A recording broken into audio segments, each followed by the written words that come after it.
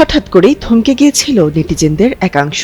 সামাজিক যোগাযোগ মাধ্যম লিঙ্কডইনে চিকিৎসক ও সাবেক এনসিপি নেত্রী তাসনিম জারার প্রোফাইলে ভেসে ওঠে মেমোরিয়ালাইজড লেখাটি, যা সাধারণত কারোর মৃত্যুর পর তার অ্যাকাউন্ট সংরক্ষণের জন্য ব্যবহৃত হয়। মুহূর্তেই এই খবর ছড়িয়ে পড়লে তৈরি হয় চরম বিভ্রান্তি। এই পরিস্থিতির অবসান ঘটিয়ে সোমবার দুপুরে নিজের ফেসবুক অ্যাকাউন্টে একটি পোস্ট দেন তাসনিম জারা।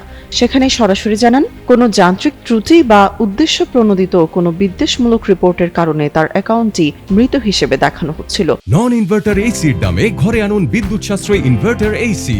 এখন 1.5 ton my one inverter AC মাত্র 48,900 টাকা পাওয়া যাচ্ছে মিনিস্টার শোরুমে।